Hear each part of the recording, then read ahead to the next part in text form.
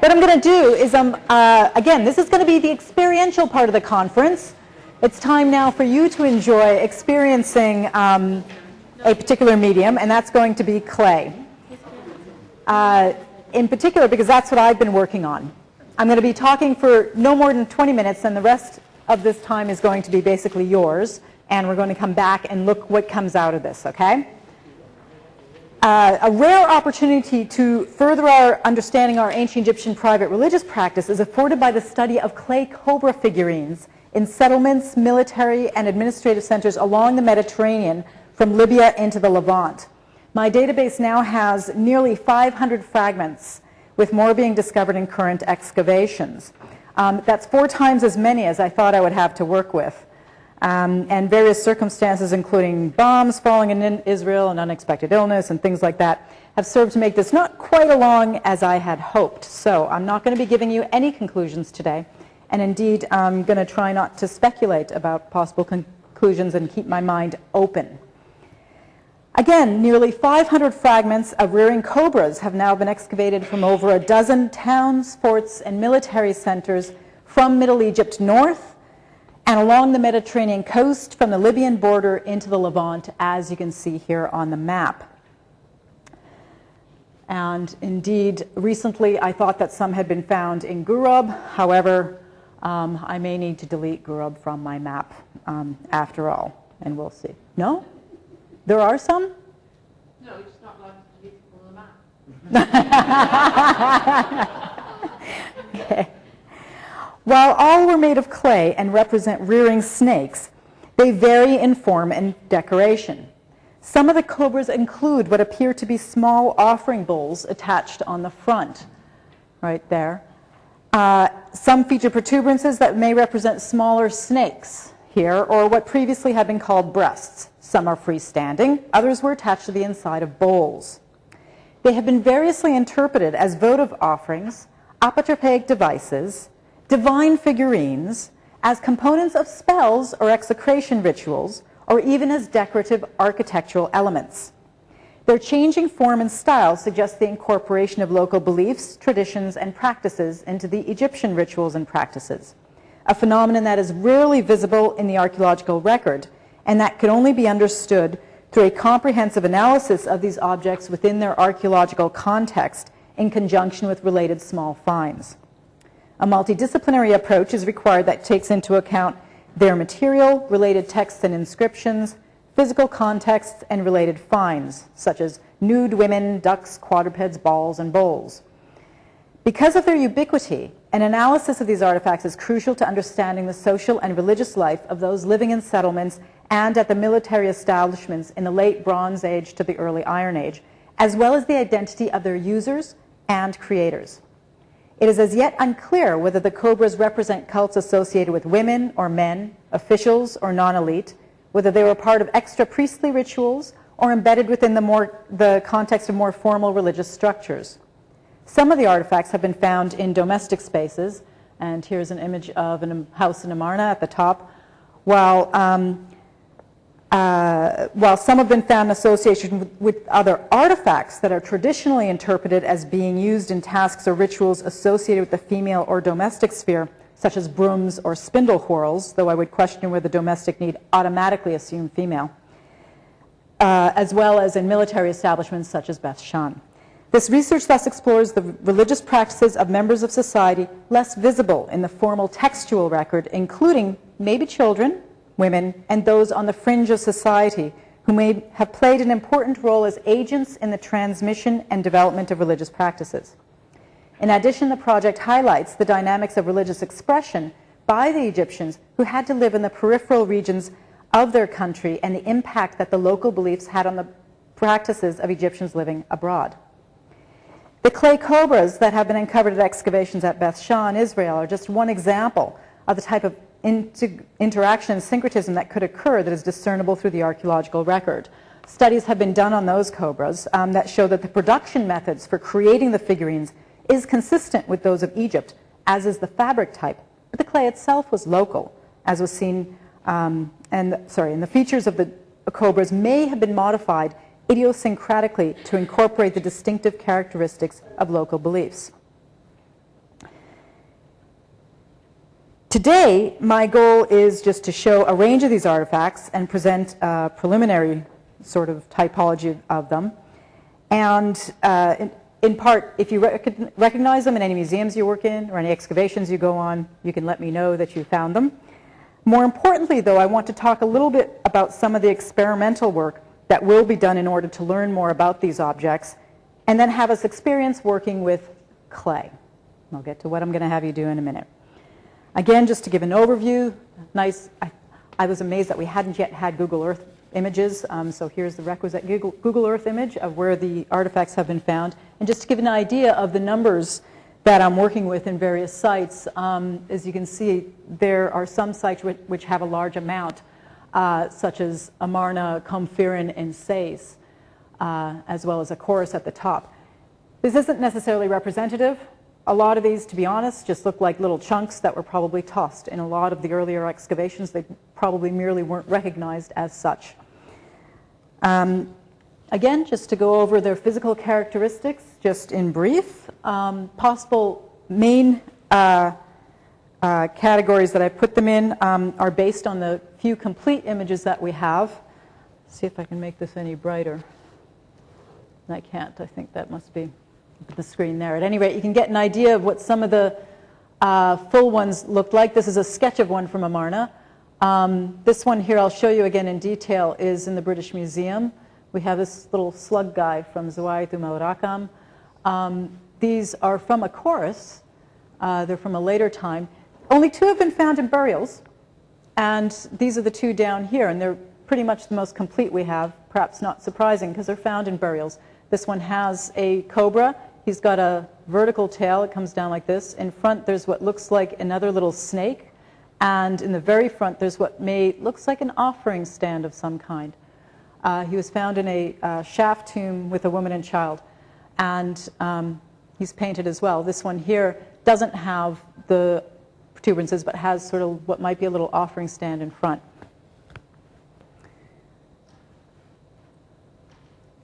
In terms of individual parts, well, I've got lots and lots of parts, not very many complete ones. And altogether, as you can see, I've got lots of what I'm calling torsos, tails, shoulders, protuberances, heads, bowls, and bases. And I'm going to show you the parts of them now. In terms of the possible main categories, one of the most interesting one is what I'm calling the freestanding version with protuberances. And this is an example that you can see in the British Museum from the front. This is it from the three-quarter view. Can we lower the, maybe if we lower the lights. You can always just turn it off completely for now. Does that look better? Okay. I thought they need to, don't they? Yeah, that's true. What about that? Is that too? There he is from the side, from the back. Maybe if I turn it off for just a second, because then you can just see really well what the tail looks like. They also have a dark core showing that it hasn't been fired at full temperature. But you can see the hood markings on the back, a three-quarter view on the other side, and that's that one. There's also what I'm calling the freestanding bare ones. Oh, I don't know how to turn the lights back on, which don't have any protuberances in the front, but can seem to be able to stand on their own. Another category is I'm just calling no base. Doesn't mean they didn't originally have a base. It's just that I don't know if we have no base now. And this is what most of them are like.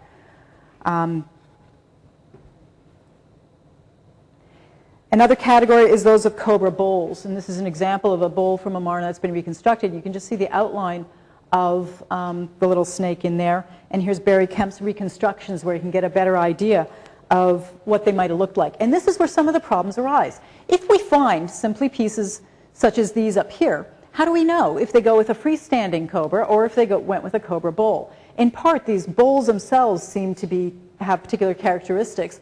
They're wavy rimmed down here, so perhaps in a site where we don't find these, then we may be able to tell that some of these were not connected to the bowl. In addition, you can tell from the base, to a certain extent, whether it could have been part of the bowl or whether it was definitely freestanding, such as this beautiful example, also from Amarna. There's no evidence at all of any clay having been placed on here or of it being attached to anything. at any time. There's also another category that I'm not going to talk about and decided not to show because I didn't want it to unduly influence you. There's these ones that are made of mud, and they're about half the size of the others. Most of the others are about the size of my hand. That's about how tall the average size is. Looking at them in terms of their diagnostic features, I've been categorizing them by the head, what I'm calling the shoulders, sort of the top part of the hood there, torso, the base, the tail. They can also be decorated in various ways. I'm also organizing them by fabric. And so far, the vast majority of the ones that we've put into the database are Nile silt. And again, for some of them, that's as much information that we have. Others, we can tell, oh, it's Delta Nile silt type E. But so far, I've got 182 Nile silt to 1 marl. And even that marl is a mixture of Nile silt and marl. So that's also telling in terms of that. And breaks. Let me just say that breaks is something I'm going to talk about a little bit more. Let's just say that at this point, having spoken with a potter, again, it helps to talk with somebody who knows what they're doing. She mentioned that on this type of figurine, where the torso is narrow and it's not very thick at all, the average thickness of these so far seems to be about 3 centimeters. This is a point of vulnerability and could actually be done accidentally. And that's where I'm hoping to do experiments this summer. But I need a kiln. In terms of the head, again, there's a range. There's some that look like they're looking up, like this one here. He's got sort of looking up into the sky versus some of the ones we saw that were looking straight ahead. Also, the eyes. There's no way of getting this. I'm going to turn it up for just a minute again, if you can tell. The eyes, oftentimes, you can see the dent in there. They're indented, and then some of them have a little button of clay put on top on the eyes as well. Some of them have headdresses. This is an example from Comfirin, which is the only one with a complete headdress that I know of so far. And it's really interesting as well, because the headdress, unlike on the others, which goes on top of the head, this one actually comes off the back. So it's rather unusual.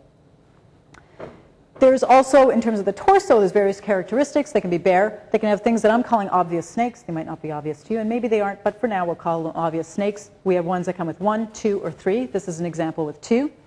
We have ones that also appear to be hints of snakes. Previously, these were referred to as breasts, but they're rather long, elongated. It's simply that they're at chest level. I've been looking at female figurines from the Near East and from Egypt, and most of the ones from the Near East and Egypt seem to have little blobs, little round blobs for breasts, which is closer to this unique example from Beth Shan. And these are examples of some of the Egyptian one here on the right and one that's from Turkey and the Ashmolean on the left of the female figurines that have breasts. Bowls as well. Some of them have a complete bowl. This one's lovely. You can actually see the fingerprint and finger marks of the person who was doing the bowl. Sometimes that's all we have left is just a chunk of bowl, as in this instance. And sometimes we get just, again, a hint of a bowl. So this one from Memphis has just a little ridge there. And the tails. We have, the bases. We have the platform base, as I'm calling it. And then we have our friends with stubby base, which perhaps couldn't even stand by itself, and of course ones, a whole range that have no base at all. And sometimes we find just the base. We can tell again that a lot of these, the way they were made is that the torso was, the torso had an actual extension coming down that would then be placed into this sort of hole in the base, and then the clay would be moved up around it to place it in there, so it would slot in there. And I've got an example of one that shows that a little bit later. In terms of tails, we have horizontal tails, ziggity-zaggity, this one's in the Petrie, and we have the vertical tail that goes up and down in this way, and what I'm calling the integrated tail, it just slants back, and it's just very stylized. In terms of decoration, this beautiful one from Liverpool, the decoration is usually yellow, red, black, or blue. Sometimes the decoration is very dramatic, as in this case from Liverpool, and when I turned it over, and it's coming out very dark here, but there's a line of blue there, and then there's little lines of red, little sort of dashes of red going up the back, and I thought to myself, that looks awfully familiar. So I started looking at related objects, and I went, oh, of course, it's these markings here that are oftentimes shown probably on the back of snakes, on other related objects. And that's part of what I'm doing as well, is I've got a whole database looking at the different representations of snakes that do have names, because mine don't. So I don't know who they're meant to represent for sure. There are many possibilities. They could represent Merit Sager. This piece is in the Petrie Museum, and it actually has an offering table in front and two snakes. So it could be that these three-dimensional versions are like this two-dimensional image just squished together. We also have stela that show individuals offering in front of what looks like a statue of a rearing snake on a platform. This relief of Chawi, published by Simpson, for example, and what it shows in the Egyptian representation is there is Chawi. He's in the doors of a temple. On either side, there's the representation of granaries, in this case. Renenutet is often featured in these scenes. Here we have an individual doing libations to the goddess again on a platform. I was just looking at finding this one, and again this one's decorated, and it's clear that she's the lady of offerings here. In the tomb of Amen-Mosa, you also find them decorated with garlands. And again, some of the clay versions we have, this one from Amarna, has what looks to be garlands again. So it may be perhaps that, again, they were incarnations of the divine, as sometimes happens in India today also. They could also, it's impossible at this point to tell if they were associated with a particular deity. They could be Renenutet, could be Wajet, could be Weret Hekau, could be Merit Sager, or any number of deities. They could also be components of spells. Again, we have a couple of spells that mention that they should be said over, for example, this one, the 4 uraei made of pure clay with fire in their mouths. One is to be placed in each corner of a room in which you're sleeping, and the spell is meant to keep away nightmares. In these cases, the cobra is used as well as fire. Fire is oftentimes used to protect against the many enemies that can attack you in the night.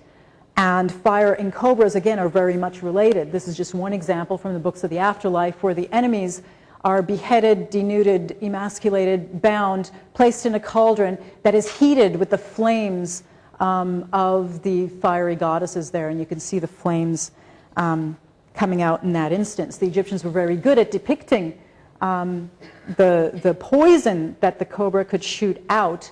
And we can see that very well in this image, again, from the Book of Gates, where we've got the snake spitting poison at the enemies, who again are bound, but the poison, it actually says, is fire. Poison burns like fire, so you have that whole relationship. It may also be that they simply represent the generic goddess. The rearing cobra is a determinative for the goddess. But again, I'm not going to go talk any more about what they might be. Because the first thing I want to do, again, is organize a typology of them and see, in order to see how they were used, it's important to know how they were made, and not only that, how they are found broken in the ways that we find them broken. Now, I wasn't about to bring in a nice, one of these few rare complete ones and break it here. That would not be good. So, what I wanted to demonstrate to you right now, and I think I'll have the lights, is the questions that need to be asked when looking at a broken example. How did I break? Here's an example for, you can see the torso here goes down into this narrow point that would then be slotted into the base. Breaking can happen in a number of different ways. By accident, right? It can fall, quite simply. Accidents can also happen by something falling on top of another object. Breaks can also happen on purpose, either as part of rituals, or, again, as I was reminded by the potter, when you get a piece out of the kiln and it's no good, you oftentimes toss it. As a matter of fact, many of those, especially clay items, will eventually be pulverized, made into grog. But, so in the summer, what I hope to do is make a bunch of these and get a potter who will risk her kiln for me, or him. The potter here wasn't happy to do that. get somebody who knows what they're doing so that they don't get air bubbles in the clay and it doesn't destroy the kiln for them. And we can experiment with actually breaking a number of these. For today, I just want to show the results of one item being broken in these 4 different ways and see if you can tell how these items were broken. What I used, my ritual object, was a Swansea clay mushroom. And I wanted something that was made that it was the same object. Now, this object, this is not experimental archaeology. This object is a different material. It is a different shape. It's from a different time, different size. So I'm not saying that this is what happened, but hopefully each way of breaking it ended up with a different result. But sometimes it's interesting to see how our preconceptions affect when we see the break. So what I'm going to do is I'm going to zoom in on each one of these. I'm not going to tell you how it was broken, but each one was broken in there's 4 examples, and I want you to figure out which one was done by accident, by being dropped, which one by something dropping on it, which one was ritual, and which one was just in error. Oh, darn, that's no good. Okay? So I'll show all of them once. And then again, and that's why I wanted the piece of paper, because I find if I ask people to show hands, they tend to look around to see what other people are doing. So, right. Here's the first one.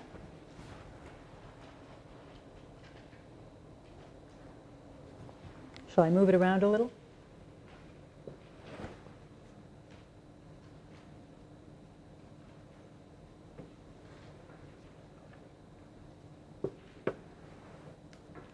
A beautiful mushroom. Okay. Then we've got this one.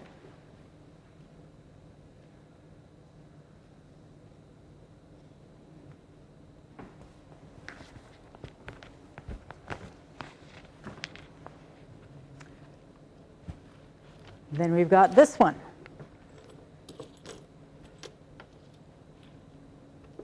If these were real archaeological finds, of course, we wouldn't find the whole thing ever. You need to toss out a whole bunch of these pieces.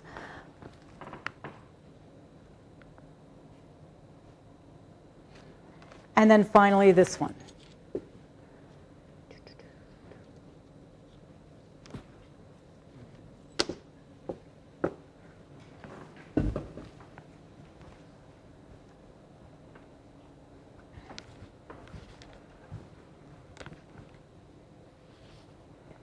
So would you like to see them all again one more time? Okay. We start. Now that you've sort of got an idea, and I can start. One of them was done by accident. In other words, it fell. Another one was done by accident with something falling on it. Another one was done as a ritual, and yes, words were spoken over it. And another one was done just because it was an error, so it was broken, so it wouldn't be confused with something that was a complete finished product. Is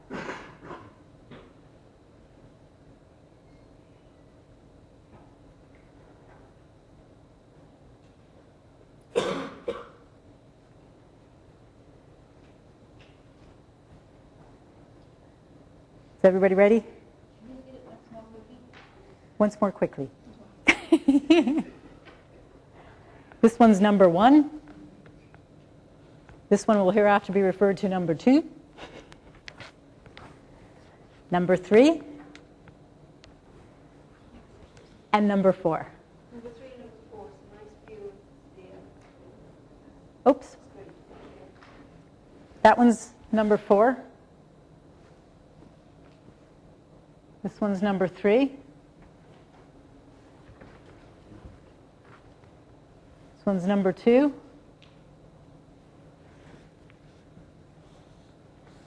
And number 1.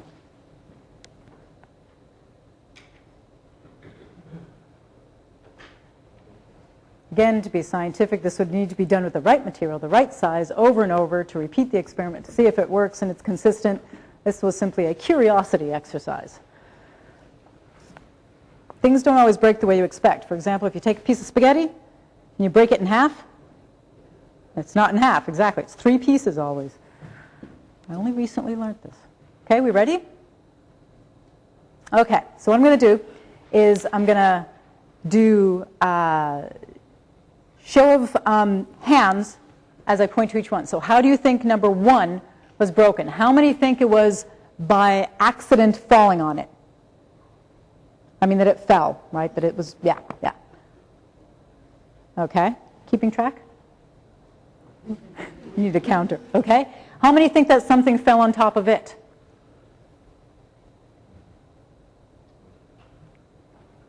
How many think it was ritually broken? How many think it was an error, and so it was broken? Okay, I'd say it was the top 2. Most people thought you dropped something on it.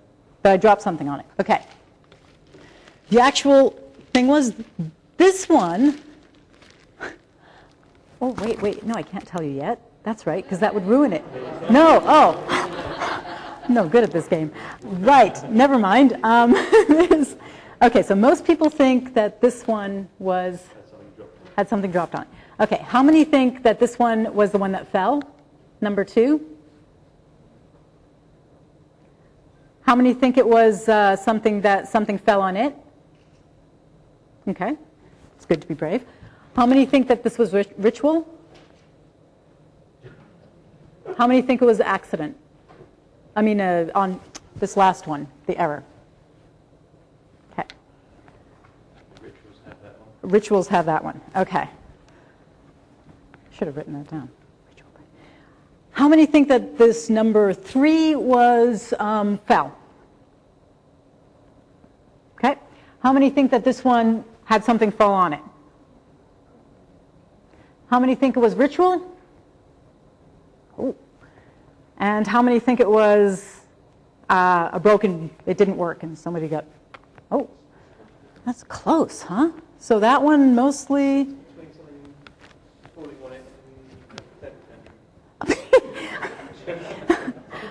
That's one way of putting it, okay. And number 4, how many think that number 4 was it fell? The result of falling. And how many think something fell on it? How many think it was ritual? And how many think it was me having a temper tantrum because it didn't work out? Oh. In actual fact, the one that was broken ritually was number 1. Well, hey! So this was the one. Number 2, which everybody thought was something... That was the accident. That was the one that just fell. Yeah, that was somebody's walking along and, uh-oh. The third one, which many people thought was...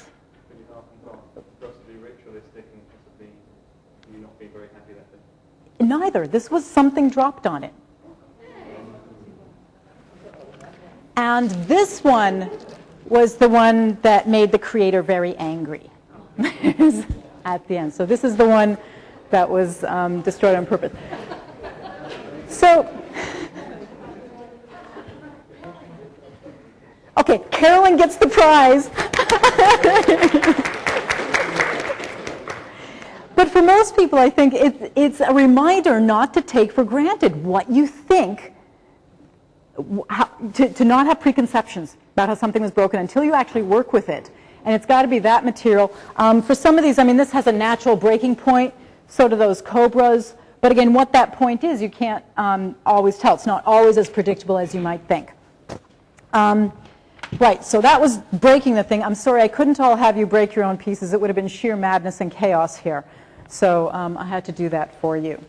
Now, let's get to the making. And again, I'm not saying that your making these things will be anything like the ancient ones, but there has been tests done on the ones of Beth Shan that if you would like to try to see what it's like to make them in the way that the ones in Beth Shan were, at least in order, here is an example of one of the ones where it shows you step by step that the torso was created first, and it was placed in a base, again, which had a dent, and then a piece of clay was placed in the front to shore it up and to give it strength, and then the back was done as well. The other type is for the more vertical kind of tail, very similar. The difference is the tail is built up quite a bit more. Now, what I'd like you all to do is just make some, whoops, sorry, that's too dark. It says make a cobra or a part of it, however you'd like, just to get an idea of what it's like to work with clay. This is a clay that has fine to medium grog. Oh, and I knew this was going to, I knew Meg would immediately make a perfect one. But just to see what it's like to work with it. There is water available on the tables if you need to moisten it, and I'm going to ask my volunteers to come and do them up here on the table after I clean up.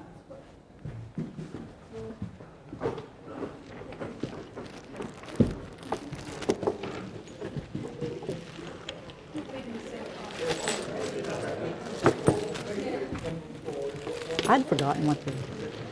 That's pretty cool.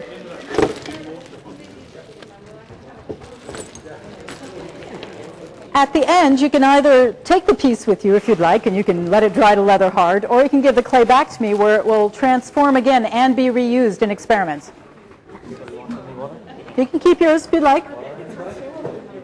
Because you can even see if it works to keep away nightmares. Do you want a cup of water on here? Just one, yeah.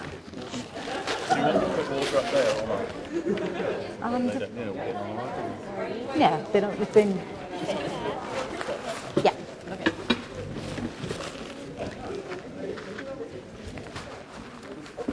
I need you two. Wait, no, I need her. Allison, I need you to go up there too. You can bring yours.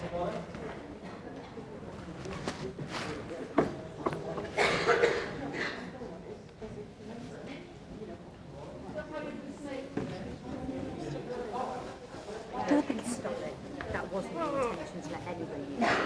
It was just me. It's a horizontal tail to hold up the hood, but it's too dry and it cracks when I try to make it. Do you want some water? Yeah, pretty nice.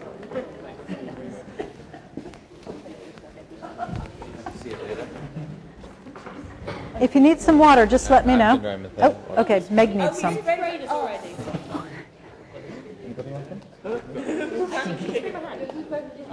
Oh, I need a picture. What do you do with the camera?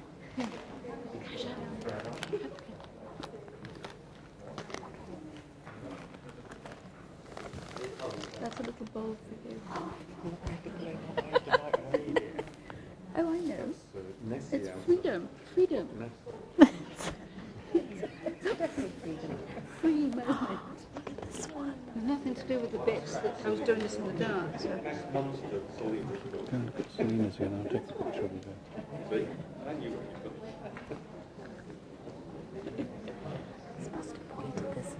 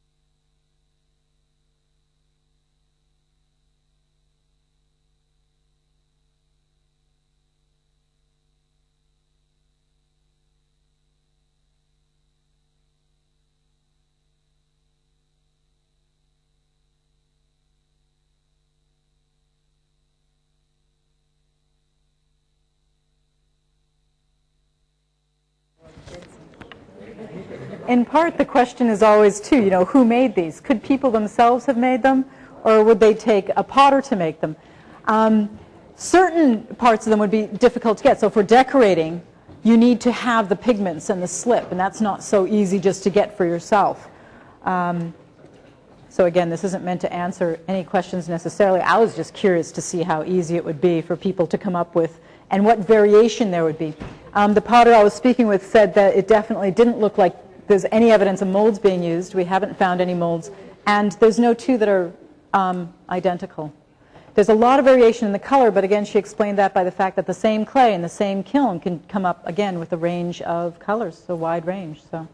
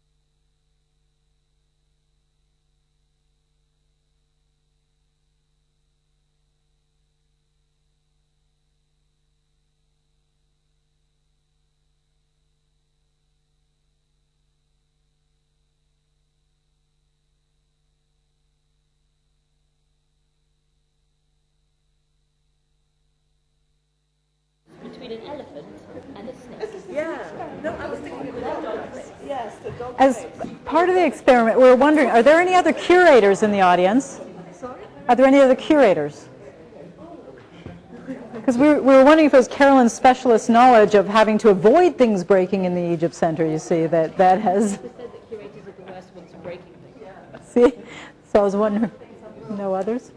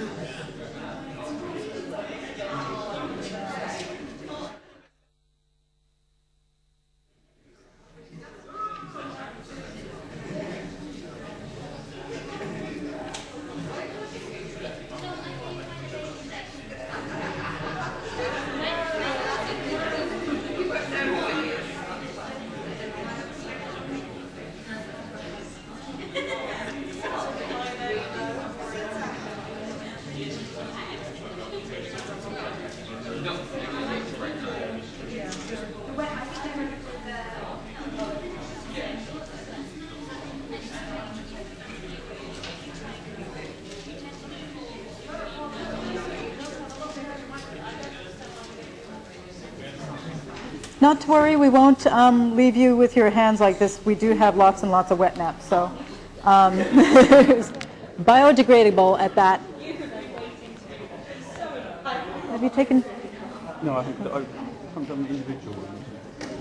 So we're recording all these just to see the variation, but I think it's given you an idea of what it's like, again, to work with clay. And you've had no guidance at all. Again, this is just purely just to give you an idea of what it's like after going for a few days now. You couldn't participate in any experiments that involved copper smelting. Unfortunately, we couldn't bring the horse in today. And all sorts, but clay we could. So hopefully this gives you a little idea of the variation. And again, in making them, again, what I hope to do is find a potter who would like to work with me and who has the time and a kiln to work with these, because, yes? You should make them and the copper should just fire them, that's all. I'm a little leery about me making them because I'm a little bit leery about getting bubbles in them. Janie's got a kiln. What?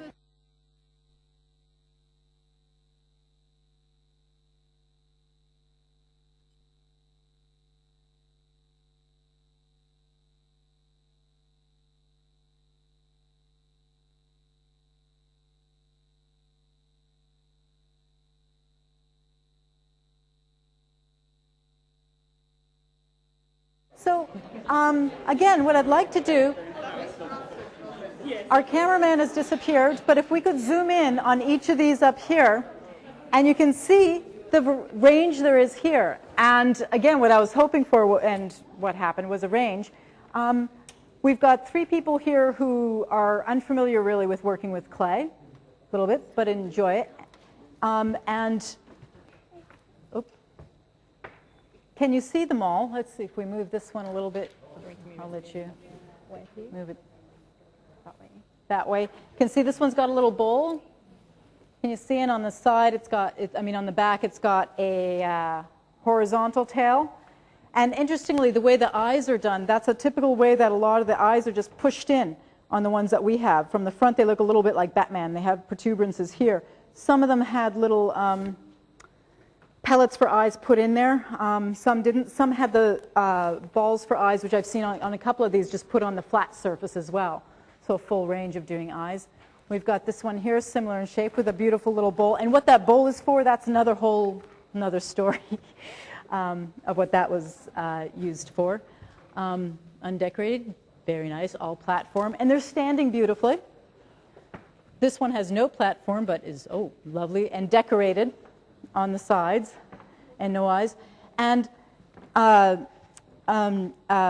Allison has worked with clay before, and she's come up with 3 varieties here. One with a coiled tail and the eyes that are indented. The one that's got a nose, and this one with a vertical tail, and one cobra is very much like the one from Teddy. Teddy 4, the Teddy 4 publication by Kanawada from Sakara, that one there. So you can see the range that could have happened. And again, what I hope to do is work on more of these just to see what will happen. Ideally, it would be in Egypt with a clay that's closer to actual Nile silt, the Nile silt that would have been used in the past. So that was it. I just hope to end this conference on sort of a note where you actually get to get your hands dirty. And once again, I'd like to thank you all for being co-conspirators in this experience. Thank you very much.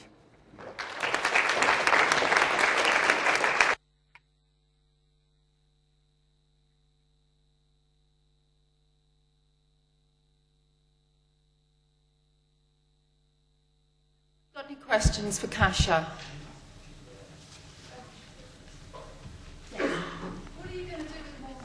What am I going to do with them all now? You can either keep them and tell me if they work to keep away nightmares, or if they work to give you fertility of one sort or another, preferably in terms of grain and food. Or you can give them back to me, and if you'd like, they can either be transformed back into clay, or if I can find somebody who would be willing to fire them. Yes, leather hard. That's what I was saying. Yeah, absolutely. Yeah. if you'd like to donate them, but I think some people want to take, but I'll be happy to take away. Yep. Had the ones I found, yes, they had been fired. That's why I was differentiating. There is one subtype that hasn't been fired. Those are all the ones that were found at Abydos, and they're half the size. They're of dark mud, and they also have one of them has writing on it too. So, but otherwise they have been fired. However, they all have a very black core, which suggests that they were incompletely fired, or the temperature wasn't that high. There's one or two, I think, in Comfirin that might not have been, but otherwise they all were. And again, the vast majority so far of the ones where they bothered to note the fabric at all are Nile silt, or the local silt. For example, the Beth Shan ones are local clay. Ones in Haruba are interesting because there's a couple that were local clay and a couple that were Nile. So. And I know I've asked you this question before, but have you got any further to find out if there's any resins or anything found in there?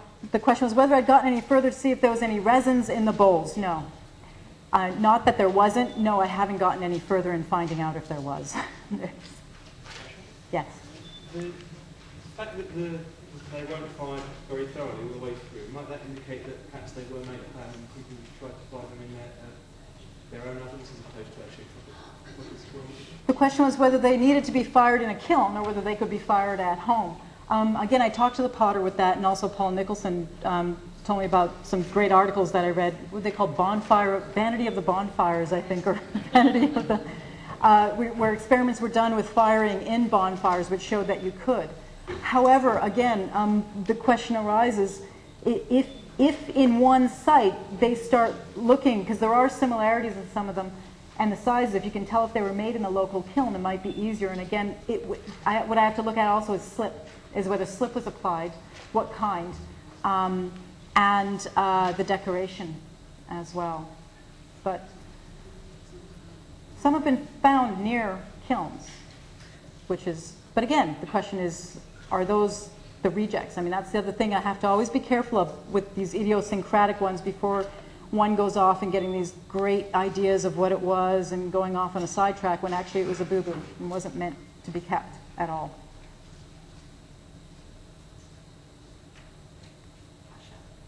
Are they found in localities known to be like cult centres of goddesses?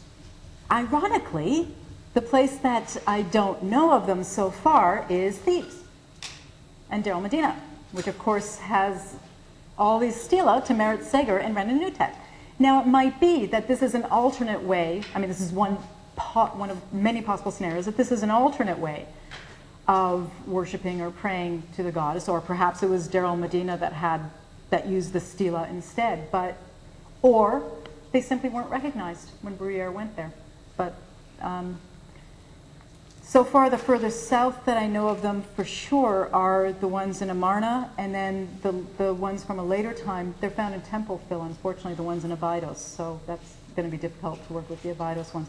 There might be one that was found in Thebes, but I haven't tracked it down yet. Any more questions? No. Well, thank you, Kasia. You kept us. Oh, there is another one. Is there? Sorry.